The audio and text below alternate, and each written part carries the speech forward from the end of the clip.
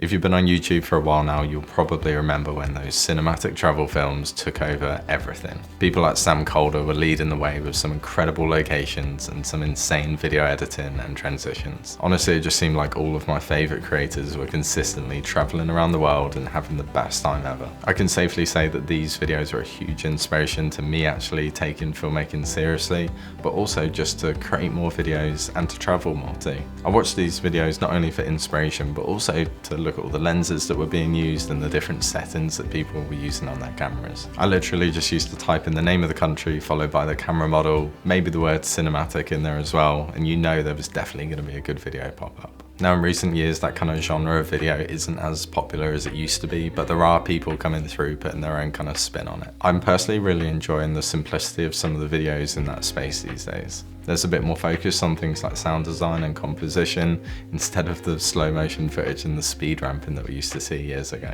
So for me personally, being heavily influenced by this era of films actually caused me a bit of a problem. Suddenly wherever I went, I felt like I needed to create a travel film. Literally any trip that I went on, I had that dilemma in my head, should I take my camera? I was caught in between relaxing and taking it easy, or just trying to make a full-blown travel video. I'm sure if you're a photographer or a filmmaker, you've probably dealt with this issue from time to time. You're always worried that you might miss something really cool to shoot, but at the same time, you kind of want to relax and enjoy your break. I've definitely dealt with this quite a few times, but I think recently I've been able to find a good balance. So this topic actually came to mind when I was recently in Oslo. I took all of my camera equipment, including a tripod that took up half of my hand luggage. And after the first day of filming, I kind of sat there and realized that maybe I don't actually need to make a travel video. It was insanely cold, as you can tell, and honestly I just wasn't feeling overly creative. I was sitting having a coffee after the first day, and I just remember sitting there thinking, you know what, I think I'm just gonna relax and treat it like a holiday. The whole reason that I went there anyway was to see friends, so I decided to embrace that, and honestly it was a really good decision. I decided to use my phone to capture a few moments, and yes, obviously they're not very cinematic or anything like that, but they did the job and I'm really happy that I did. So a couple of times when I went to go out and get a coffee, I did take my camera with me, but I just decided to put no pressure whatsoever on what I captured. If I got something cool, then great. If not, then no worries. However, I did decide to leave my film camera in my backpack, but honestly, I only had one roll for the whole week, so didn't really spend too much time with the camera, but if I saw something cool, then yeah, I would take a shot. Here are a few of the better ones.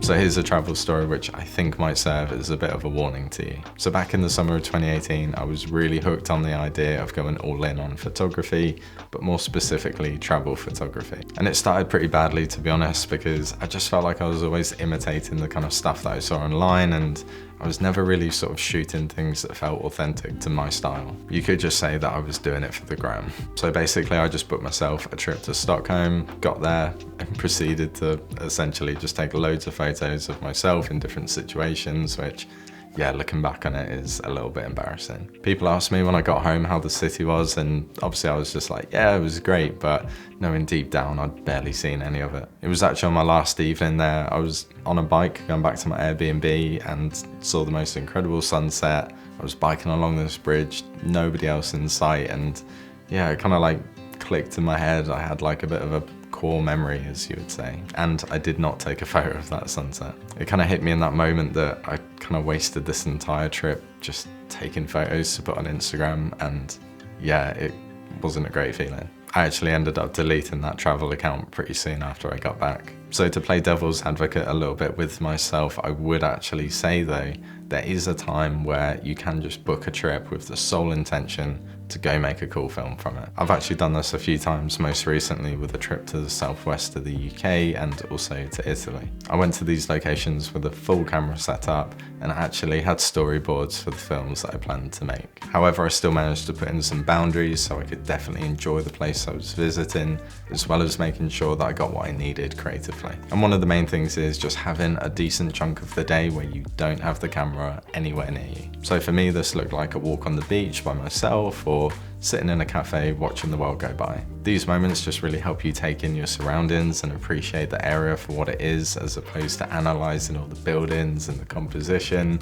and even the lighting at that time of day. Honestly, it's taken me this long to finally get to a point where I feel like I can actually embrace the place that I'm visiting whilst being able to get a good amount out of it creatively. It's a bit of a blessing and a curse, isn't it really? Because on the one hand, you've got the skill and the ability to capture these locations and make incredible memories, but at the same time, you know that you kind of just want to be in the moment. I hope all of this makes sense. For me, it's just kind of like a topic that came into my head recently, and yeah, I just assumed that other creatives would have had a similar dilemma. Obviously, I don't have all the answers, and I think in some regards it is just kind of down to the individual and what balance kind of suits them, but I think one of the main takeaways really is just to know the purpose of why you're there. I think that's the key really, like just knowing the purpose of your trip. Like if you're there to film, then film and don't feel guilty about it, but if you're there to relax, then maybe leave the camera behind. Because for me, I think the worst thing is when you don't know what you should be doing. You know, you're walking around getting stressed whether you should be shooting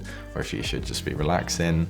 I think, yeah, just know why you're there and do what you need to do. Oh, and don't worry if you miss out on capturing a really nice sunset, because that one that I saw in Stockholm, didn't get a photo of it, but by far the best part of my trip, and yeah, definitely haven't forgotten about it. Thanks for watching, and I'll see you next time. Cheers.